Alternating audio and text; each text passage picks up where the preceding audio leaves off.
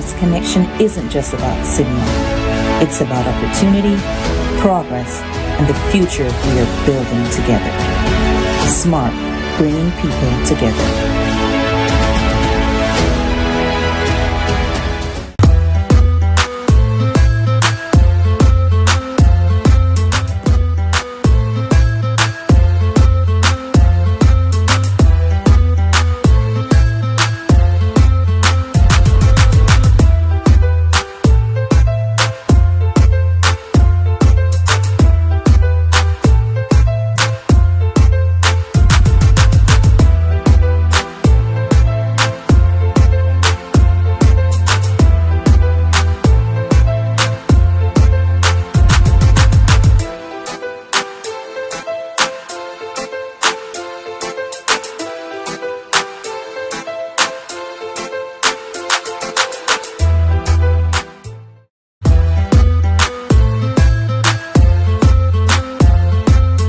Welcome back. This is WUB Wake Up Belize Morning Vibes. Interesting conversation with our sister Suzette Zaiden, who has been working over the last 20 years. Maybe more. Or more in developing the creativeness of our local people to really get into making films, not only in front of the camera, but behind the camera. But let's get into exactly what you'll be doing over this weekend, Suzette. And we are going to be joined by Rashid Palacio, who is in at UB in Belmopan. And you're still there, patient. Glad that you're holding on. All right. So tell us, let's start from the beginning. Tell us about the this weekend. Because it sounds like you have about 2 or 3 different events, 2 of them specifically, but several moving parts. Okay. The first part is a screenplay competition, a short screenplay competition that is ongoing. The deadline will be June 15th. You're supposed to write a script no more than 15 pages. And it has to be based, because it's in partnership with the Belize Collection. Okay. Film Festival and Belize Collection are partnering to bring this screenplay competition. The caveat is that the location has to be either at the Banks Resort, the property there, which is this beautiful lush jungle, horses, river, city river. Okay, yeah. Or at the lodge at Jaguar Reef, which is in Hopkins. So then you have the beach location. Okay. So your story has to be written original, innovative, but based at these locations. The point being, if it's chosen as the winner, the film festival will then take it on itself to produce that. Okay. And they will partner with those 2 locations for us to be able to do like a 3-day shoot. Okay.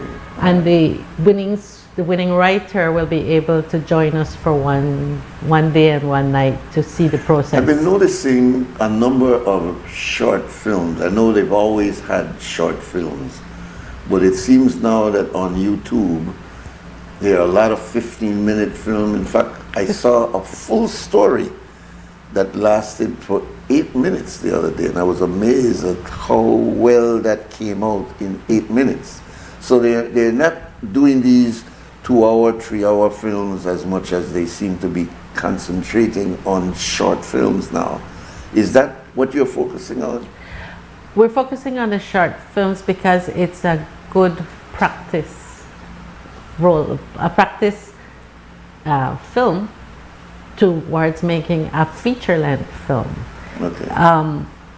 There's also many short film festivals around the world, and the reason that we want people to do this is that we're not getting very good or consistent production from the Belizean public, and we believe the screenplay is the first building block.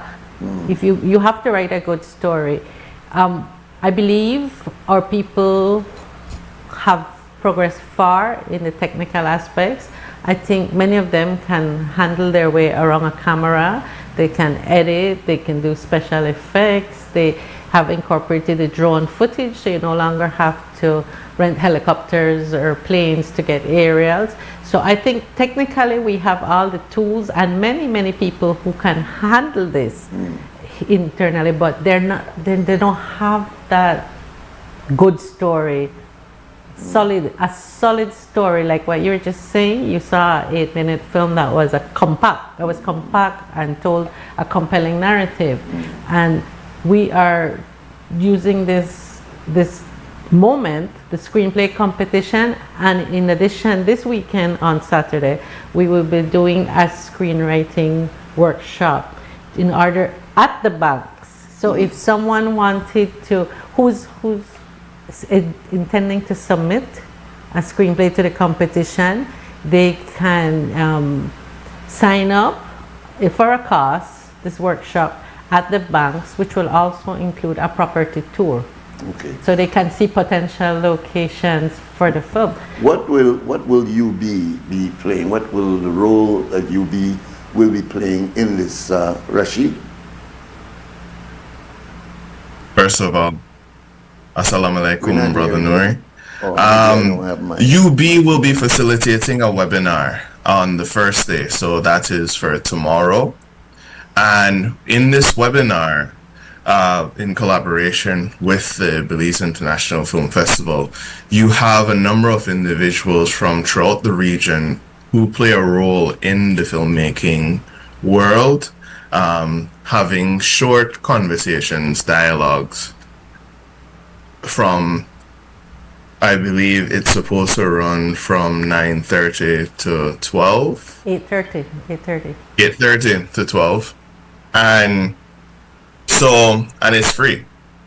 It's free. This is something the film festival, I mean, Miss Suzette, of course, it's to get people interested. It's to get more people aware of the possibility of becoming a part of the film industry, to develop the Belize film industry further, and just to have a sense of what's out there and what's possible, because you never know what is possible without starting off with a conversation. Do you have any active film production, even with small films, even with video cams, individual artists telling their story with their camera? Do you have that in your university, or is that encouraged in your university? So yes, it is happening at UB in different ways. I know right now in the Faculty of Education and Arts there is a sort of a journalism course where the students do get exposure to working with the camera, but it's to figure out how to report a story, figuring out how to interview people in live time. So that means as things are happening, you conduct the interview, then you have to cut it down to a specific time, and so at the end of the semester they would show a highlight of all the different things that the students have done. This has happened in the past, but one thing I want to clarify as a filmmaker is that they might I did study film, and so they would teach you the long format, so they teach you how to write the 2-hour film, but then it's trickier to do the shorter narrative because you have to be so concise with language as well as with the visuals to tell the story. So even though the short films are a good practice, they test your brains in a very, very different way. And so I think it's good that the University of Belize is moving towards students getting the opportunity to use their creative insight to help, explore the idea and the media of filmmaking, however, as well as journalism, but also to work with limitations. Not everyone has access to a proper film camera or audio equipment. So then students have to become very innovative when they partake in these type of things. And that's what we need here in Belize. We don't have dedicated studio spaces, but we do have lush jungles, we do have access to people, and we have a beautiful landscape. So the students, as well as a lot of young people, need to become very innovative by using technology to tell their stories.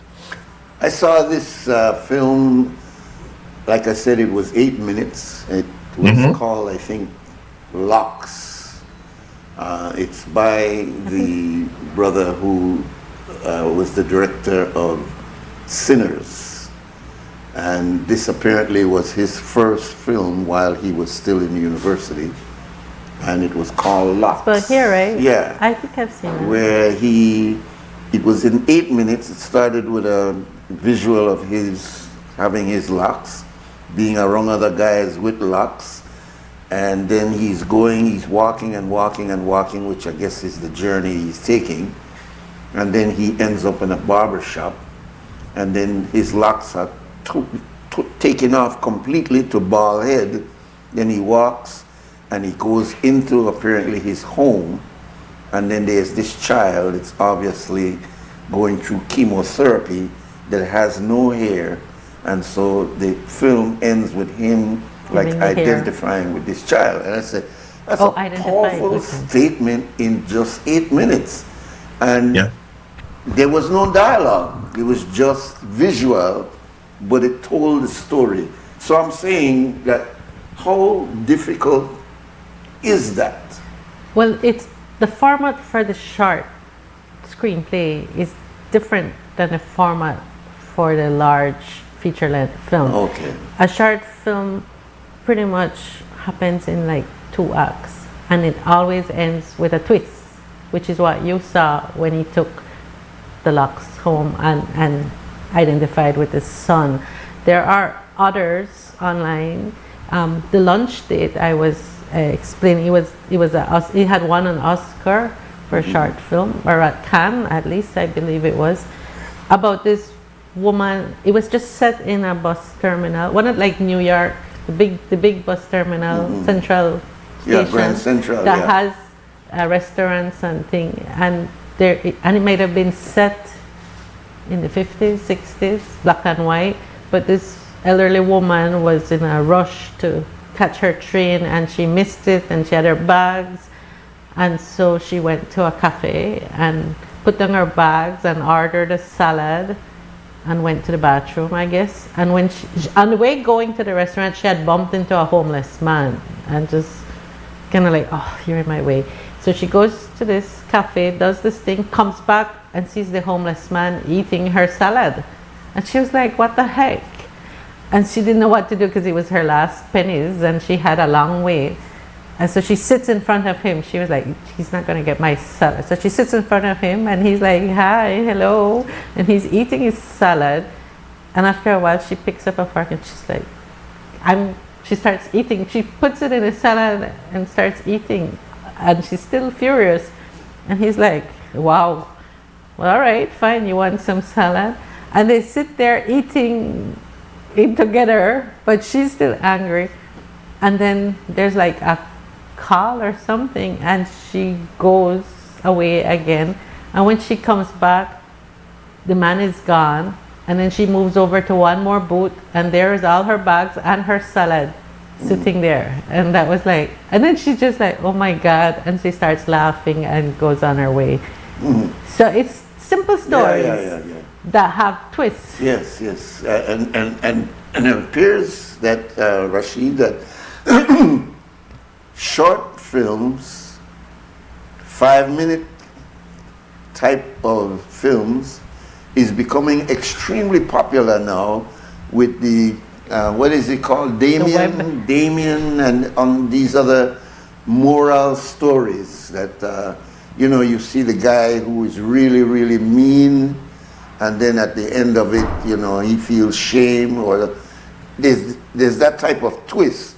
It seems as though there are more of those films being produced now than are the feature films. Am I wrong in that area? Or? You have to think about the fact that there's more spaces for the shorts to exist now than 20, 30 years ago. With the expansion of the internet, you have spaces like YouTube. You had reels, you have different ways to access short-based media in comparison to when you get a big budget film. You have to think about production, Yeah. pre-production, production, post-production, shouldn't our and you need focus so many then people in- to pull it off. shouldn't our So focus in it's training- more about the accessibility. We can easily access that, and Yeah. you can use a micro budget, so you don't have to have a large amount of money Yeah. to get it done in comparison to big budget. And I saw a film where a woman is sitting next to an older man, and the man is asking her why she's sad, and they have this very deep dialogue. And the man is encouraging her that she'll get through this. And when the bus arrives, the woman turns around and says, like, okay, Dad, let's go. The man didn't realize that he was talking to his daughter because he has dementia. Ah, wow. You see? these are- So in my mind, there's these a are cleverness that I you could need to have probably- when you craft these short stories. So even though we have more spaces for people to access these shorter narratives, it's the brilliance, and you have to be very concise Indeed. with the film language to Indeed. get the story to where it needs to go All in right, such a let short me get time. back because of our shortness of time. Let me get back to because really it All right. sounds like that's where you're heading. You're trying to show if To you build could, belief yeah, in yeah, you could stories. make short stories. you And could- then utilize these Yeah. mediums, other short festivals, so we can start getting strong Belizean stories out, because we need to control our narrative. Yeah. We need to control how Wouldn't our it also spaces are be used. less expensive if we start thinking in terms of short films than multi-million-dollar budgets? Well, that's what we're working on. We're Right. working on short films, and sometimes a short film is a calling card to do a longer version. And so many people consider it like their pitch, Okay. pitch video towards this bigger format. So that's ongoing. Anybody can sign up for that. The Okay. prize is $500. Okay. That's We the need one more that's due sponsors in if we want to June, get right? bigger That's the one prizes. that Huh? That's the deadline is in June. June 15th. All right. So this 2-day Caribbean cinema event, and we're pushing the Caribbean cinema because we are a region, even though there are 4 major languages spoken in the region. And in fact, that's part of how we design the webinar. We have presenters who are from Guadeloupe, the French-speaking Caribbean. We have from Aruba to represent the Dutch-speaking Dutch, Caribbean. yeah. We have a filmmaker from Cuba And Spanish. for the Spanish, and we have from Trinidad and Belize to represent the English-speaking Caribbean. And if in my thesis about which was called Towards an English Caribbean Cinema, I had proposited that the funding for these 4 different regions are different, and it comes from who the colonizers were. The French-speaking Caribbean still have access to funds from France. The Dutch has access to funds from Netherlands. The Spanish speakers have access to funds from Spain. We're supposed to be, I guess, have funds from the UK, but it's not. It's not there. It's not there. And even here in Belize, when we try to push these feature films, we've inherited this sort of documentary tradition from the English. They're very Yeah. heavy on All documentary. tourism type It's thing. very not documentary, Right. like social issues, but more documentary than fiction. I guess that's what was on the BBC and Oh, that sort of okay. stuff. And so I've found that many Belizeans are actually more curious about the documentaries that will be shown at the festival than the fiction. Whereas I personally try very hard to push the fiction, because you create your story from beginning to end, and you're not trapped by historical realities Yes, that you should be conscious of when doing a documentary. All right, I need to get some closing comments from you both. So I will start with you, Rashid. Closing comment from you, and then I'll give Miss Zaiden the last word. Go ahead, sir. Okay, well, thank you for having me. Make sure that you sign up for the webinar. I'm also inviting you, Brother Nuri, for the webinar. Just to see what's out there and to hear what's going on in the Caribbean and why that's relevant to Belize. But also, if you're convinced by that, then I think you should look into the film workshop that's happening tomorrow with Dr. Yao Rameshar. He's also showing his film tonight. I mean, not tonight, tomorrow night at the Banks. And I think it'll be a worthwhile exchange. We still have a few spaces left for people who want to attend the physical workshop, but if you can't attend the physical workshop, make sure you tune into the webinar. All right, Brother Rashid Palacio from UB. You got the last word. See if you could crunch everything in there. Let me try and crunch it. So we have in person arriving today is Dr. Yao Rameshar.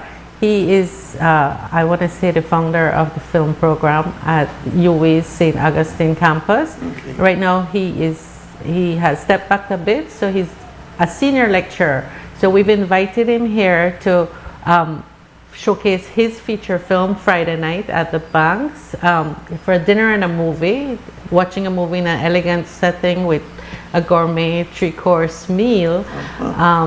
So if what's the cost? The cost of it is $150. Oh, that's reasonable. Considering the location, the meal, the food, the conversation, and the question and answer session. So we're still, that is still available if anybody is interested to join us. Friday night, starting at 6, you arrive, 7 is the meal, and 8 we show the film. And then Saturday is the workshop that he is also teaching. The workshop starts at 9 to 4, and as I said, it includes a property tour of the Banks. It's six hours of 6 modules about screenwriting technique. He's done one with us before, like in 2004, and he's very interesting that he wants to write with light, and that helps us to try and encourage the writers to set their scenes in the day, use daylight. It becomes more costly if you have to have lighting at night and generators. So they're keeping in mind our budget challenges. You've got to learn less characters, less locations, do a story like what I said, just in one main area. Deeper stories that will hold you, but less expensive in terms of production, which is very important. Zaiden, I want to thank you very much. I really think we should have had more time, but I can come maybe back. we could bring you afterwards. Yeah, that's what I was thinking. We could bring you afterwards and get an after the fact. And thank you also, Brother Rashid, for your being with us this morning. We'll take our next break, and then we'll bring in our next guests.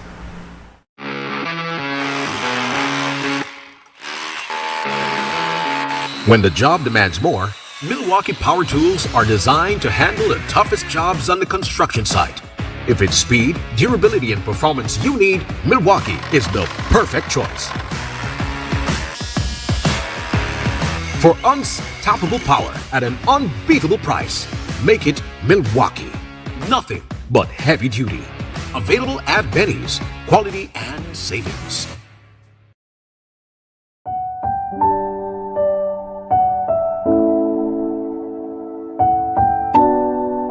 I overwhelmed. I don't even know how to talk right now.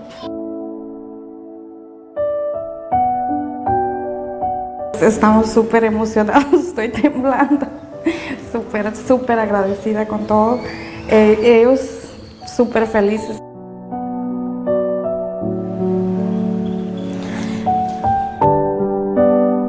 I received a whole 2-bedroom house for me and my son and my daughter right here, so it's more than emotional.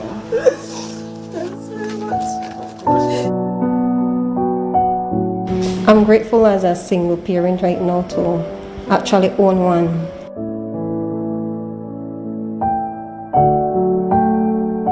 I feel like a load has been lifted off my shoulder receiving this key today. Currently, I'm living with my sister. I'm invading her privacy, so this changes a lot, not only for me, but for her. I'm like, keep on my knees. I keep on praying and I keep on asking God, let this be successful this time, because I have already tried 4 times. Everything done, baby. Everything done. No more hunger, no more starvation. We want to thank the Ministry of Housing. We want to thank Minister Julius, the members of the housing team that were able to partner with us, partner with Fort George to be able to provide for these ladies. I'm very grateful that we have this program that can support individuals like her who are, trying to live the right way and trying to provide for their families. Our job is to support them and to give them a lifting hand. All families are deserving of a dignified home. All children are certainly deserving of having their own place. I believe in this government. I believe in the ministry, the minister, the leadership of MIDH, and I believe in the leadership of our Prime Minister, Honorable John Briceño. Thank you.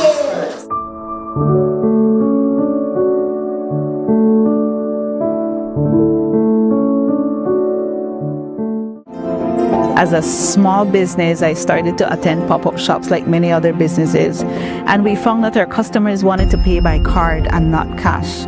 I went to Atlantic Bank, and immediately, without a problem, it's like, yes, you can have a POS system. That POS system we now use in-house, and we can also take it countrywide wherever we are. They were willing to take the time.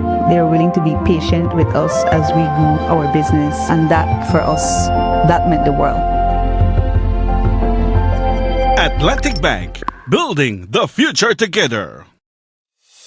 Nando's Wholesale is your market leader in Belize's wholesale industry when it comes to high-quality products at the most reasonable and competitive prices. With over 40 years in the wholesale business, Nando's Wholesale embraces the partnership of the hotel industry in Belize by providing world-renowned brands in wines, seasonings, condiments, and cleaners in industrial sizes, as well as small and large kitchen appliances and equipment. Nando's also takes pride in providing one of the quietest and most durable air conditioning systems in Belize with technical support and spare parts. Nando's Wholesale. Professional, reliable, effective, and prompt. Nando's Wholesale always delivers. Visit us at www.nandos.bz or send an email to nandos@nandos.bz. Or, even better yet, give us a call today at 222-500 or 280-8080 to speak to one of our sales representatives today.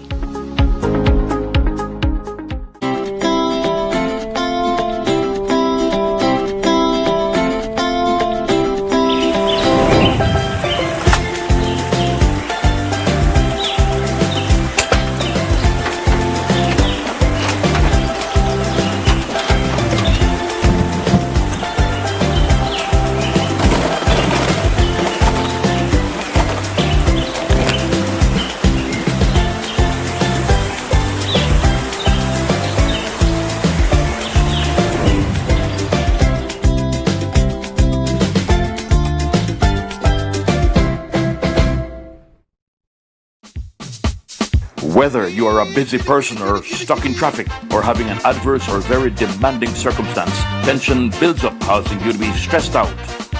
Stress attacks everyone, anytime, any age. And stress is a killer. Palm City? It's best to be alive than dead. So visit Freetown Drugstore to get options to relieve stress and to relax your mind. Yes, sir. What can I do for you today? I'm so stressed out. Okay, I'm saying I help you right now. When I this daily? For 10 days, I am going after that, okay? Okay. Freetown Drugstore, 28 Freetown Road, where you are better off alive than dead. Freetown Drugstore, telephone 223-2876.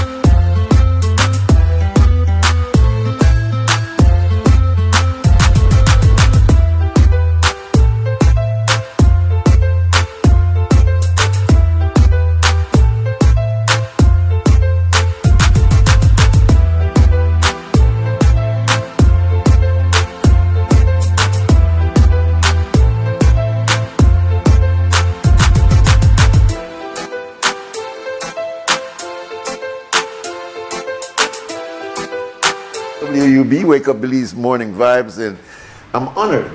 In fact, you know, I don't want to go back in a history, but I could tell you, I remember Dr. Melissa when I used to work with her father, the late Santos Diaz, my good friend, and that had to have been in 1978, so she could tell us how old she was in 1978. Anyway, we have Dr. Melissa Diaz Musa. She's the Director of Public Health and Wellness in the Ministry of Health and Wellness. We also have the Deputy Director of Public Health and Wellness, and she's Laura Friesen. Welcome to you both. Thank you. Now, the controversy in front of us is about prescription medicine and the fact that many people were shocked to find out that when they went to their pharmacy to get what they expected was a normal routine, they were told, no, you need a prescription. And then we went through a whole process. So we'll go to you first, Dr. Musa, and have you explain to us what it was, what it is now, and what you're hoping to accomplish in this, I think you said 1 year, yes. Raising it. So Yes. let's start there, and then we'll come to you, Dr. Friesen, after that. Sure. Yes, thank you very much, Mr. Nuri, and thank you for the opportunity to be able to discuss this controversy as you described it. And after we actually started to do our investigation, we realized that the issue was based a lot on missteps, miscommunications. Of course, that will then end up with misunderstandings by the public. And we feel that this came on mainly because we at the ministry, we were taking our time to try to decipher what was happening, what were the concerns out there, and why did these concerns come up. And we had contacted the Pharmacy Association because people were telling us that they were being turned away by pharmacists when they tried, private pharmacists, when they tried to get their medication. So when we contacted the Pharmacy Association, they said, give us an opportunity, let us meet with our pharmacists to see really what the concerns are. And so they called an emergency meeting March 22nd, I believe it was. And after the meeting, we contacted them and they asked us to give them an opportunity to write a proposal for us to see what will happen, what are the recommendations, and what should we do for the way forward to ensure that our population can access their medication easily. So that's the important thing. So I wanted to talk a little bit about the audits that the Ministry of Health has been doing with pharmacies. And I think that this is where the issue stems. That we have been conducting audits for pharmacy relicensing annually, and this has been done from about 2014, 2015, so for many years. So pharmacists in private sector are aware that this audit is needed annually for them to get a pharmacy license. And of course, the purpose of an audit is to ensure that the dispensation, good practices, standardization of dispensations, that all these things are kept to a high standard. So we have improved our audit tool, we have been working closely with pharmacies, and we have continued to grant license annually with recommendations for the pharmacists, particularly recommendations when it comes to prescriptions needed for prescription-only medication. So pharmacists were not refused license at the point, but a letter came with a recommendation. Over the last 5 years or so, we have sent out these letters of recommendation with the pharmacy license. And we realize that it's a small amount of private pharmacies that have been given repeated letters to say these areas need to be improved. It's not only prescription medications that we look at when we go and audit a pharmacy. There's a lot more to good dispensation practices. And so starting this year in 2026, so far we have audited 71 pharmacies. And out of the 71 pharmacies, 7 got letters to say we will do a follow-up because 1, 2, 3, 4, 5 are not in place, which included, for example, no prescriptions for antibiotics, no prescriptions for controlled meds, or a limited amount of prescription. So what happened then when these pharmacies received these letters to say we'll have a follow-up in so many weeks, or you contact us when you're ready and we will reassess your facility?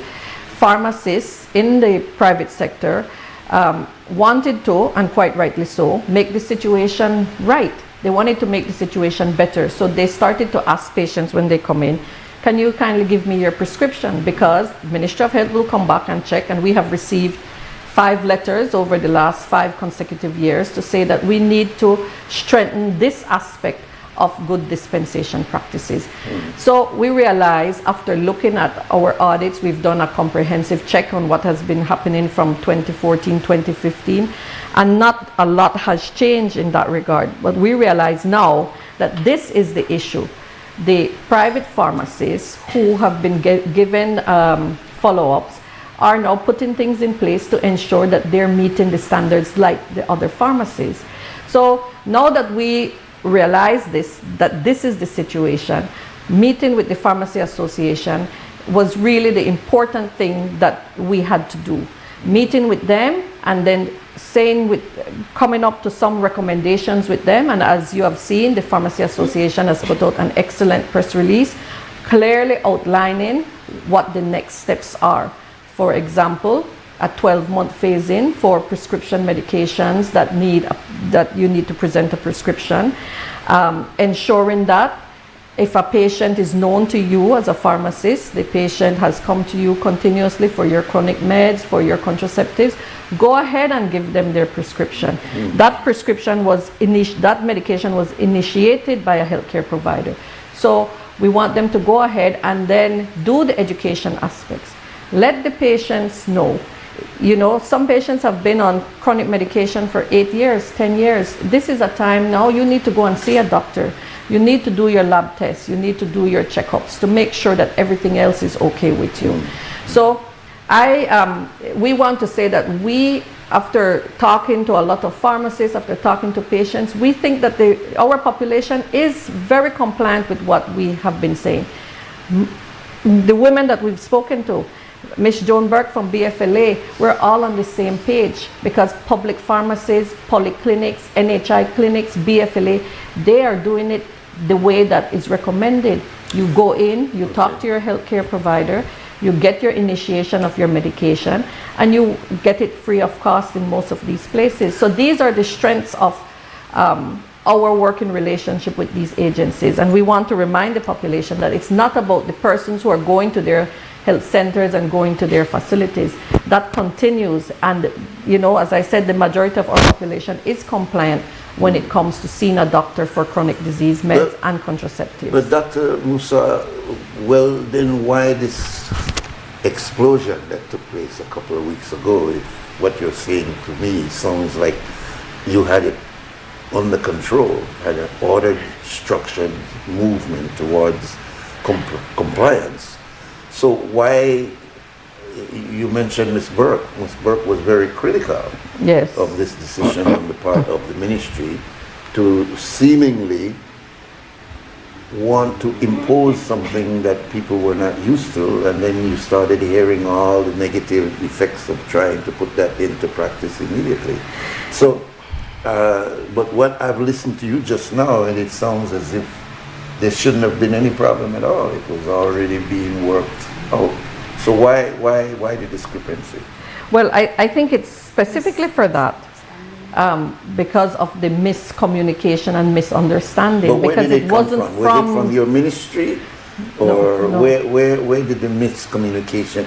Because what the public got was that women are complaining that when they went to get their normal contraceptive medication, they were suddenly being told, we know to do that again. It's where they're going, so I don't know if you... So I think maybe a miscommunication that happened is But where? I'm trying to find out where did the miscommunication? From your ministry?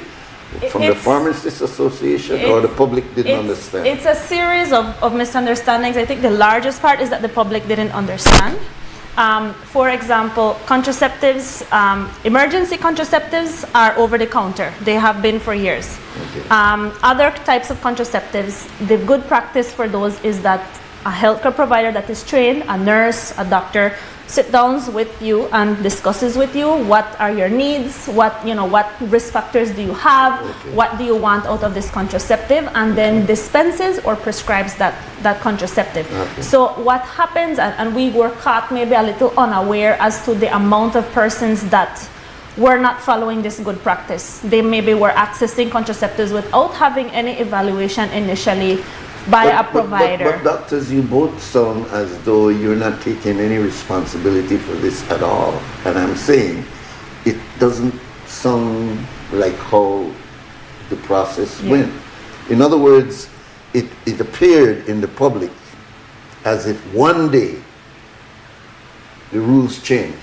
In other words, you were doing it this way, and then all of a sudden it got as far up as the Prime Minister's wife that, oh, this not happen at all.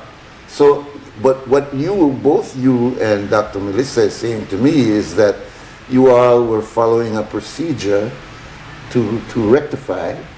So why would it end up becoming this I think you said we are not taking responsibility. I think that the responsibility that we can definitely take is that there wasn't enough communication with the public. Okay, education. And I think education was that's something a big that problem, was lacking. government-wide. And it's something that in Belize we constantly struggle with. They just having the resources and having the ability to go out and educate ourselves and our public as much as we should. And I think that we can clearly say that we have not educated and been vocal enough about the need for women to have access to safe contraceptives, for women to go in for their their yearly checkups, and we have been doing a lot in women's health. But sometimes we don't talk about the things in the public sphere as much as we should. And so that's important, that the actions have been there, but sometimes the words and the explanations maybe have lagged a little bit, and I think that we could say that has been the case here. Can I say to you, the director and the deputy director, you are welcome to use these forums at any time. You could call, say, Nuri, I need to come on because we need to make it clear. Why? Because it's not only with the Ministry of Health, but my criticism is with government in general. Do not have good public relations persons that are taking the message out. Every time you find out, oh, we need to educate people on the matter, there needs to be an education campaign. Well, you should have known that from the very beginning, that you need to have an ongoing. Anyway, I know I'll try to beat you up because I recognize. I want to know going forward how.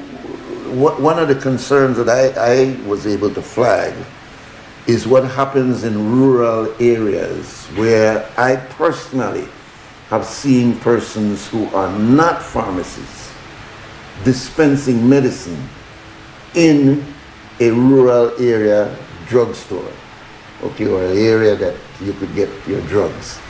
And that person is not a qualified pharmacist.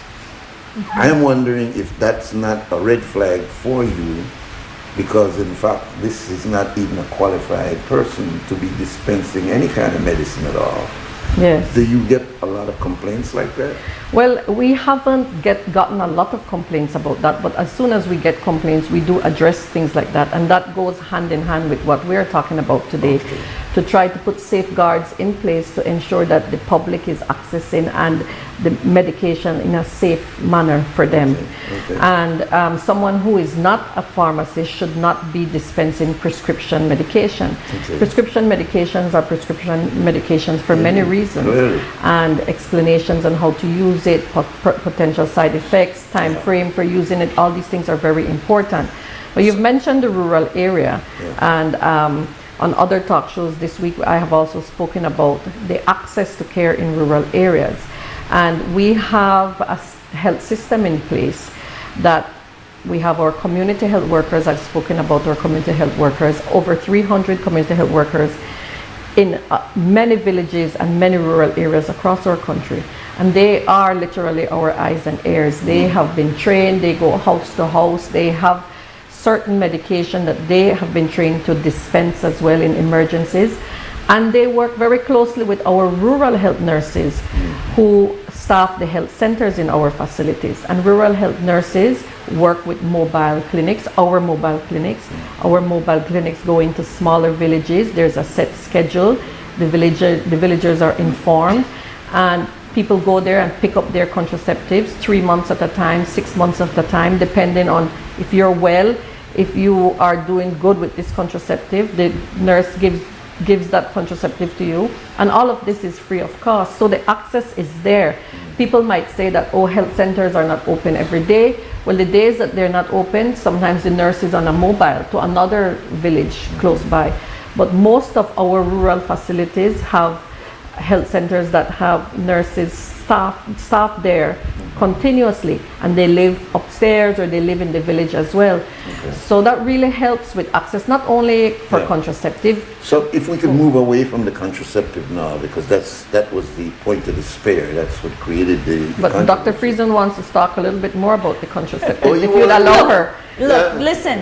We all want to talk about contraceptives in Belize I see. currently, so let's talk Let's about talk it. about it, yes. What do women want to know about contraceptives? Well, we need to know the facts. We need to know. We need to get our information straight. All right. So, what do you think about when you hear the word contraceptive? What comes to your mind? Me? Yeah. Well, you don't want a baby right now. You don't want the baby right I don't want now. a But baby do you right think now. of it as a pill? What do you think when you hear the word Well, contraceptive? you know, I had that conversation quite recently with Okay. someone that there was the rhythm period. There was the withdrawal period, which is very difficult to do, and then of course there was the taking of the pill. Yeah. And the pill, when I remember the pill as far back as the 60s, it was the miracle. Right.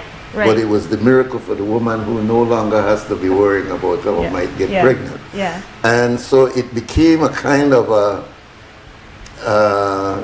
freedom for women, so that they don't have to be worrying about the day after, the night after, as it's called. That's right. That's my limited, and it's Yeah. very, very limited. It's not professional. It's just anecdotal. It's just a feeling. No, but it's important because I think one thing that we need to realize is that contraceptives have transformed the lives of men and women, and that your willingness to have a conversation about contraceptives is a big part of how this society will change. I hope I passed the test. Yes, excellent. No, what my point Absolutely. is that reproductive health is both a men's and a woman's responsibility. Clearly. And we have advanced far in contraceptive methods.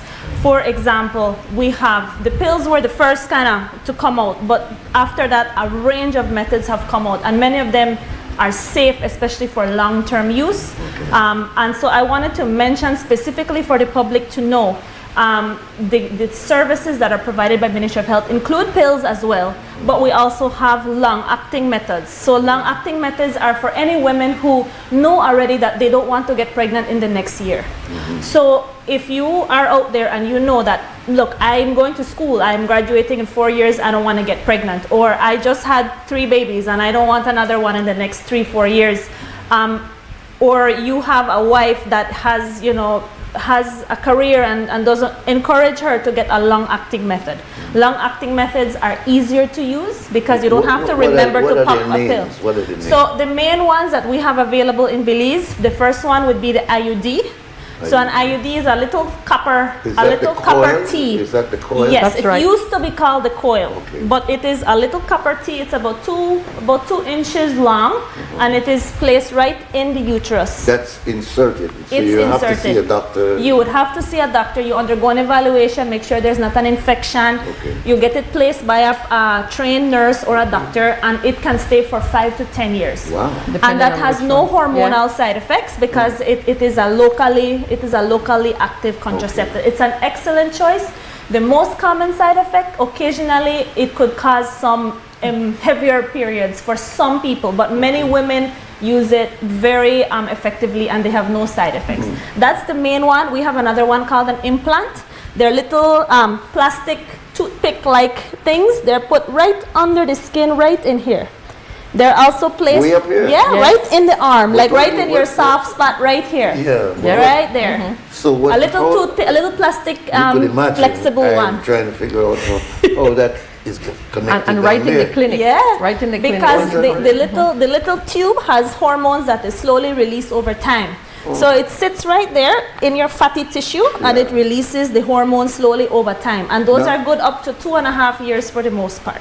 And these are free of cost? These are free of cost at all of our facilities. So why so much noise about the pill when these other methods exist? Because I think the pill is most widely known. For someone who's just initiating contraceptives, sometimes they're unwilling to go long term because maybe they're still making up their minds if they're gonna want a baby soon. So if you know that you're gonna want one within a year, it's best that you stay on a pill. But let's say you already know, that's why I said a year or 2 years, you don't want any children, the best thing is for you to go on a long-acting method. Yes. So and young girls as well prefer to start something like the pill. And that's not long. Yeah, that's long right. So acting. some women, it depends on your needs, your situation in life. But the thing I want to bring about long acting ones is that you don't have to remember to take a pill. How many of us you remember your vitamins every day? You Well, probably know to take any, right? Sometimes I take it late. Yeah. If you take your vitamins. So that's the issue with the pill, is that it must be used very regularly, and it's a bit of a sacrifice for a woman And to it's a do that, discipline. right? It's a Yeah, it's a discipline. You Yeah. have to do it. So So with the long if, acting for methods, example, those a are woman better. is taking the pill and she misses the pill for a couple of days, does that throw off the process? Yes, it increases the risk of pregnancy, All right. and it could cause abnormalities So in this the is why you cycle as need well. education. Yes, especially the Because a lot of progesterone women only are pill. taking this become a big system, and they take it and Yeah. they tell me to stick Yeah. it, and Yeah. so there's a lot of that Yes. lack of understanding. You know? Even I think an important aspect is the initiation of a contraceptive, especially the pill. There are differences between the combined pill, which has estrogen and progesterone, and then the progesterone only pill.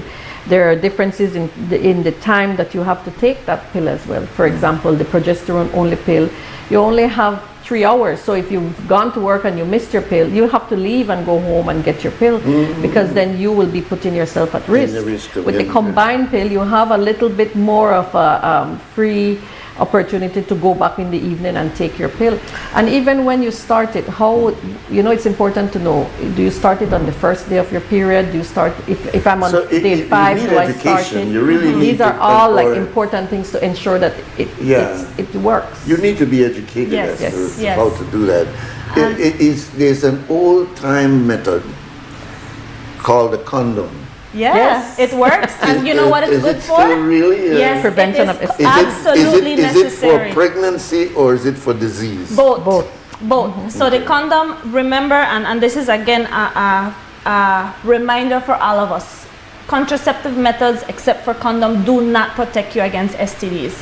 So for example, for HIV, we now have PrEP, which is a medication that you can take if you are going to have a risky sexual encounter. You could take that medication to prevent an HIV infection. Oh, wow. But aside from that, it's condoms to prevent chlamydia, gonorrhea, syphilis, all of Herpes, those.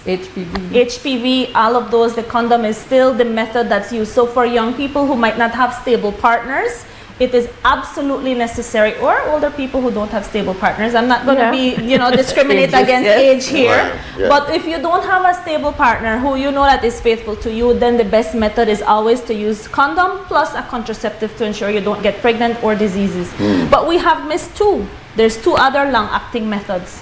We have the tie-off, which is a very minor procedure where the women's tubes get tied off so that there's tubal ligation. But can this tie be untied? It is difficult. So this should only be used for women who have finished their birth. They have finished their reproduction. They don't want any more children. They have either had enough or they have decided they don't want Have you anymore. heard the controversy? Maybe it doesn't go on nowadays, but there are many women in low-income areas, because they've had 2 or 3 children, maybe by 2 or 3 different men, that it becomes the health professional that is telling her, "Girl, you better tie off, because you don't got no stable relation, you don't got 4 or 5 picnic, better you tie off." And many times, because these women cannot intellectually come back, they go ahead and tie off. And then when they get into a relationship later on, and that man wants to have a child, no say. I'm going into another area because you just sparked my mind just now. Yes. Because it is an issue. I mean, I've ran into that many times, that women get tied off. They're still very young, they're still very productive, but they were convinced by the healthcare provider that, girl, I suggest that you tie off. Yeah, I think that what we are aiming for is a patient-centered approach. Yes. So the patient should be able to make decisions about their lives and about what they want.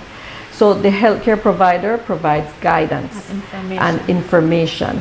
Now, sometimes some women may have experienced or developed life-threatening issues in their previous pregnancies. These things might be highlighted to the woman, should be highlighted by the healthcare provider. Yeah. But having highlighted these things and encouraging people to say your next pregnancy may be potentially high risk, that woman still has that right to determine whether or not she wants to have another baby. Mm-hmm. And we're here to support and to ensure that that pregnancy is safe and that that pregnancy results in a healthy mother and a healthy baby. That's the outcome. That's the good health outcome that we want. And we have a team that can ensure that that occurs for the woman. So there's no force or no decision made for that woman to get the tie off. The decision is based on what the patient has asked for, based on what the patient wants, with the guidance from the healthcare provider. Do you have, and this, you know, the more I'm listening to you, the more you're bringing things out. Do you have any moral, ethical, religious dialogue among your professional staff with persons who have these ethical, moral, and religious concerns? I think all medical doctors are trained to counsel with their patients at a certain level and to listen to their preferences, and nurses as well. Public health nurses. And when you work as a provider, you know that you come into a wide range of, you contact with a wide range of persons every day with different beliefs, different worldviews, different ideas about what is right and wrong. And I think as healthcare providers, our job is to inform and explain, because there are some women that if they get pregnant again, they literally risk death. And they might have 5 children at home. So it might sound harsh, but we might tell them, look, you know, you have 5 babies. Would you like to leave them without a mother? You have like almost 80% chance of dying if you get pregnant again. So sometimes we have to give difficult news that clashes with someone's personal belief system. But I think that as healthcare providers, our job in society and our role is to maintain and safeguard the health of the population. And we do it in a way as best possible to mitigate conflict with belief, but sometimes, because we all have a different belief, sometimes those will happen, but we must remain respectful at all times. And we must acknowledge that persons think different than you, right? And I think it's very important. This is not our subject today, but I do believe it's important to bring religious people together, because they are at that baseline talking to people and say, no, God, no, why you do that? But my doctor is saying that this might be dead. No. God say in scripture so and so and so. And that person might be so influenced, but it's against their best health. No, absolutely. So it would behoove the medical people to have regular dialogue with religious, moral. It doesn't have to be a particular religion, but there are general feelings out there. For example, abortion. There's some doctors that will tell you, I believe that this is a need for you to do something about this pregnancy.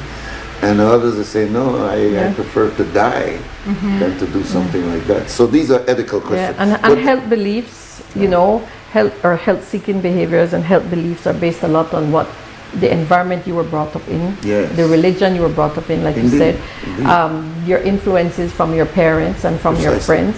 So many times health beliefs and actions aren't really guided from the doctor or nurse, but more from your environment. It's not all science. Yes, that's why we would want people to come in and just have a discussion and be informed, and then make your decision. Well, I think it's Minister Bernard that needs to reach out to the Council of Churches, the other religious thing, and say, listen, at least once a year, we should sit down and have a dialogue, some of the sensitivities that you face and some of what you face as scientists, because you're scientists. Yeah, but we do. Especially in 2016, we started to introduce the HPV, which is the human papillomavirus vaccine. Yes. And in 2016, we really strengthened our dialogue with Ministry of Education, with the churches, with all the different principals, schools, because we wanted to go into schools and start this vaccine. Yeah. When we initiated, so this vaccine is given to help to prevent cervical cancer.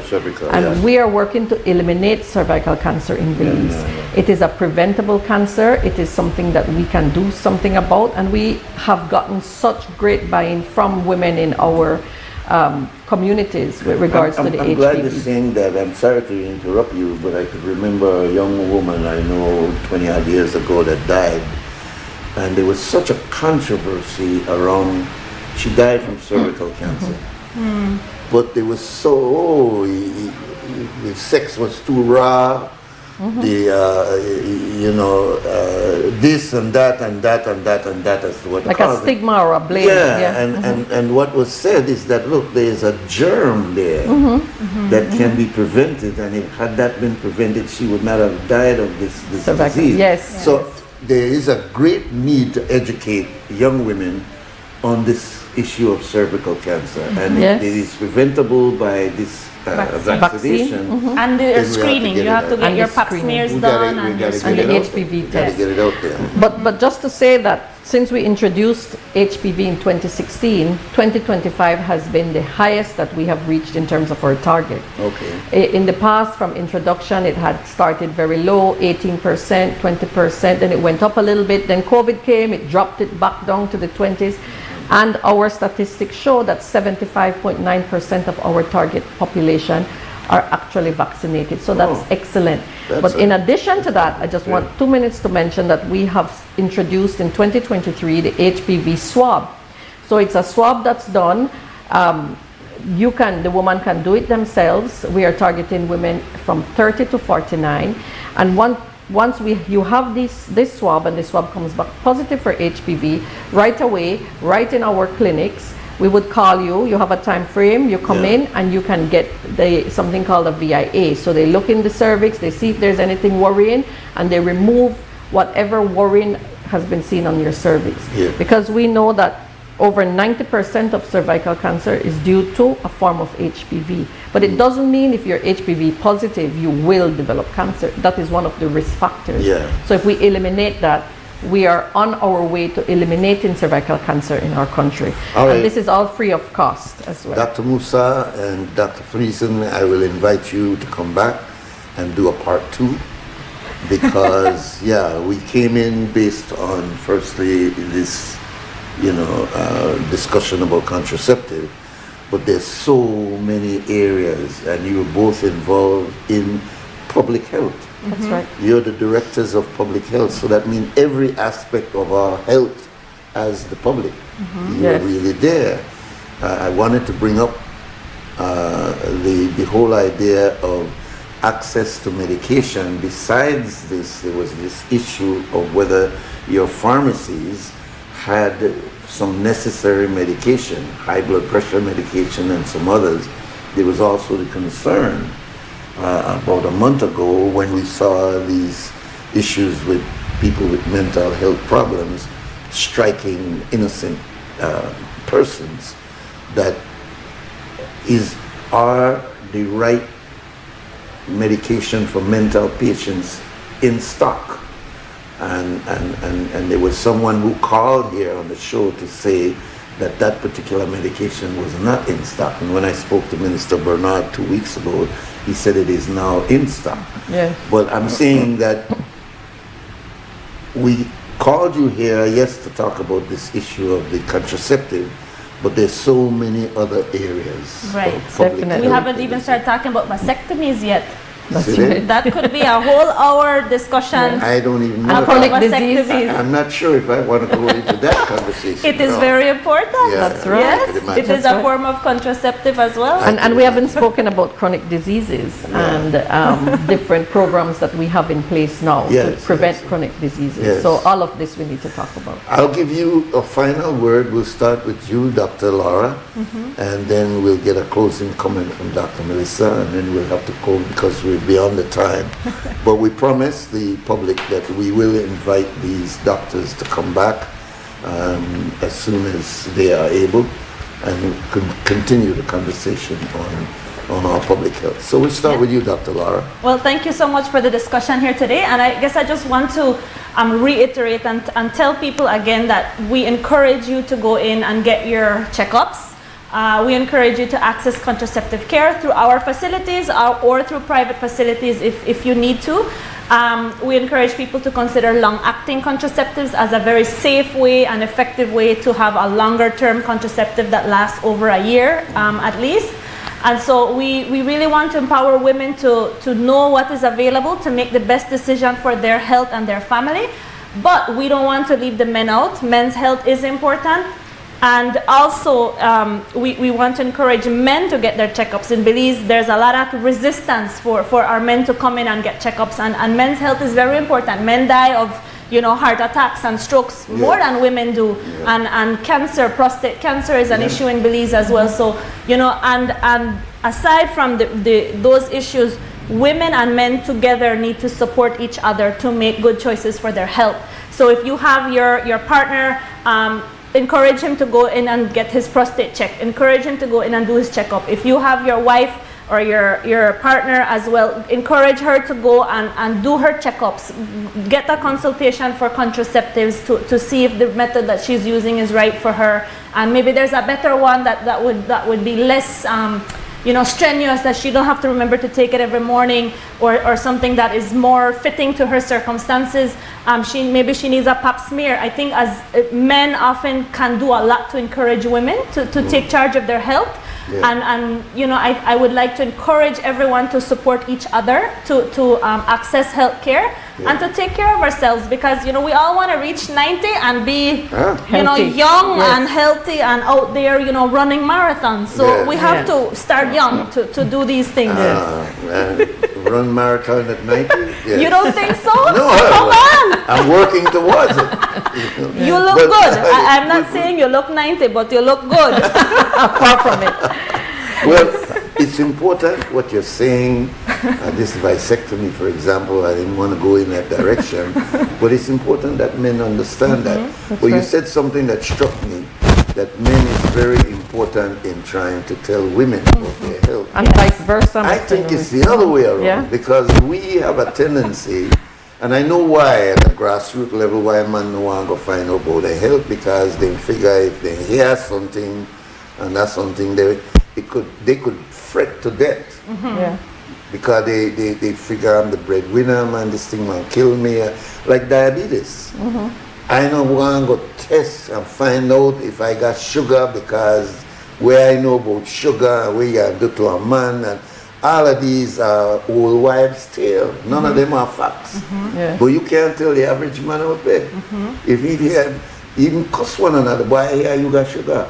Because of this belief. So there's a stigma around it. Very. So to get a man to go and to actually do a test and to find out that he can be a diabetic very early and get that under control, many of us don't know that. So we go until we get in these fourth stages. And with diabetes, HIV, hypertension, these diseases that are very common, with our modern medicine that we have and lifestyle advice that we give, people can have normal lives. They can live their full life expectancy as long as they follow their preventative care. They take their meds, they do healthy lifestyle, eat healthy foods, do their exercise. All of these things work together to keep you healthy. I remember, doctor, when For you to have HIV, everybody shook their Death heads. and sentence, boy, right? Boy, you're sorry to hear. Yeah. I know you got people living into the 80s No, and the 90s. the with medication that we have is very good. It has Yeah. less side effects. It's less toxic on other parts of the body, and it is. We have excellent medications in the country. I see. Worldwide recommended medications in the country to both prevent HIV through PrEP and also to treat HIV if you have contracted it already. I've also seen recently that men in the United States are being encouraged, instead of party, cars, fancy this, fancy that, spend a little time making sure you have glucose monitor, Yes.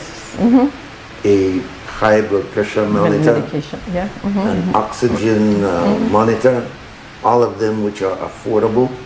And these are things that you could have in your home for you to do self-testing before you realize that, guess what, this is more serious and I need to go outside. But that's another subject. We'll give you the final word, Dr. Musa. Well, thank you very much. It really has been a pleasure talking with you and actually giving some of the information that's happening at the Ministry of Health.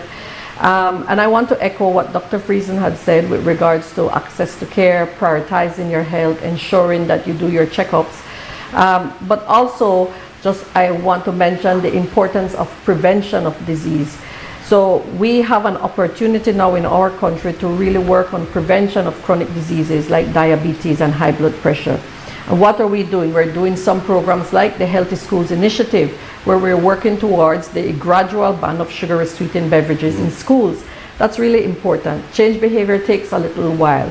So we're working with educating the teachers, principals, and the kids have really bought into it. The children are now telling parents about healthy eating. Very good. We have a workplace wellness initiative where we go into your workplace. Many people out there will say, yes, the Ministry of Health has come here.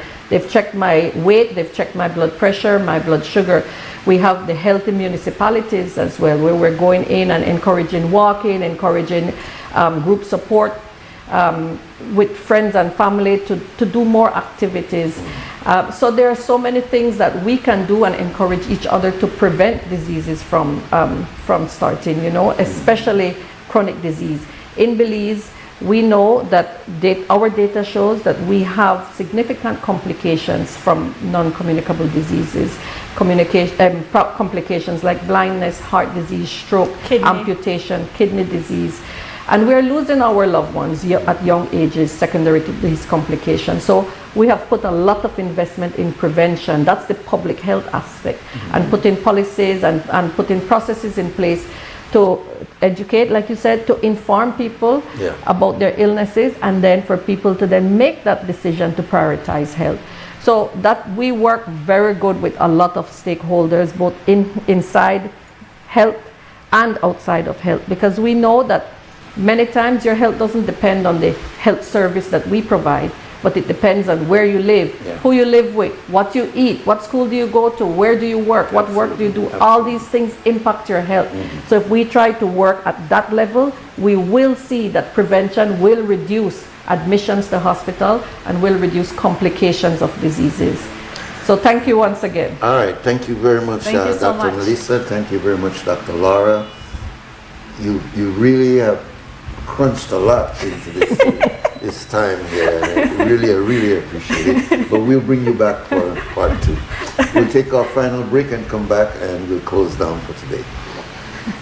Belize wakes up connected to opportunity. And across our country, the work to keep Belize connected continues. SMART continues expanding our network across the country, bringing stronger coverage to more communities. With recent service enhancements in areas at Blue Creek and Progresso, Belize City, Orange Walk, and more on the way. We're bringing education closer to home, empowering entrepreneurs to grow their businesses, supporting industries that drive our economy, and keeping families connected wherever life takes them. With every expansion, we are investing in the infrastructure that moves Belize forward. Because connection isn't just about signal. It's about opportunity, progress, and the future we are building together. SMART, bringing people together. Maria's was planned to open in 2020, and that's when COVID came. I thought the dream was dead. People would come to my house, they would purchase the coffees from there. That gave me the little confidence, like, okay, I could do this. Atlantic Bank, of course, helped me take the next step. Once I had their support, it was smooth sailing from there. This business is my life. It's literally what provides my family with food and employment. I employ 3 family members, so it's really everything for us. Atlantic Bank, building the future together.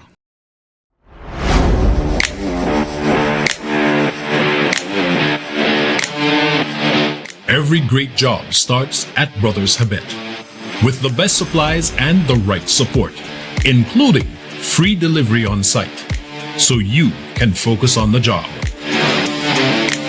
Brothers Habet, working with contractors since 1983.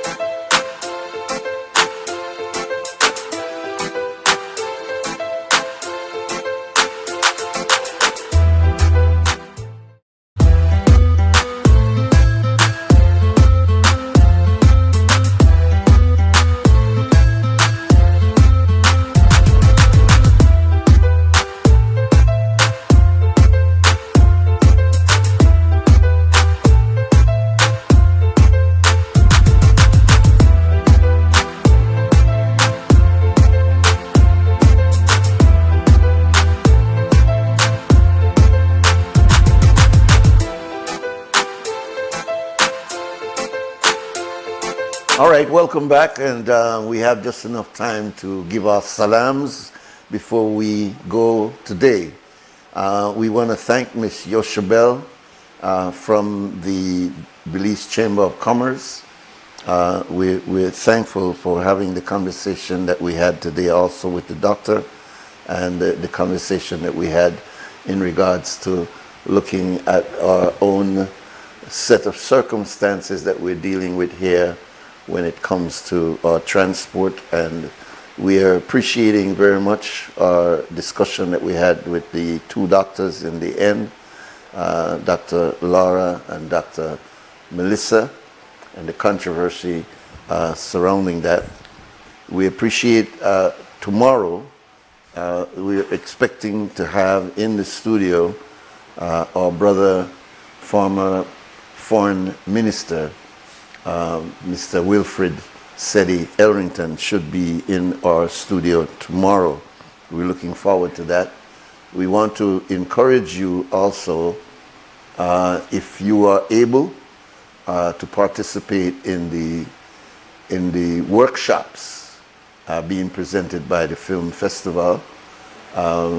We think that if you are interested in being behind the camera or in front of the camera, it would benefit you to participate in the workshops that Suzette Zaiden is presenting.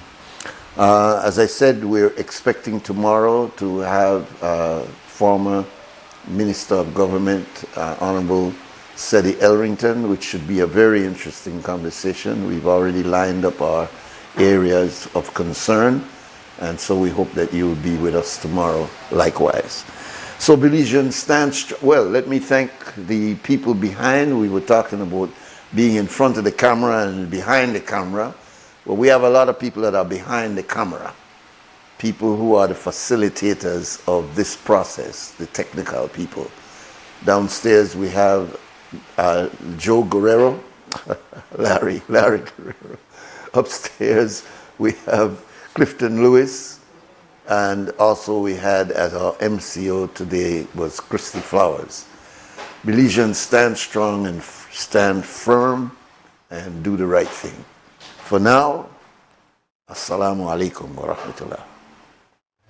Make every day count, don't waste it, people. Do your part, play around, get where you need to. You can tune in for work or in your vehicle. If you got a problem, pick up the phone.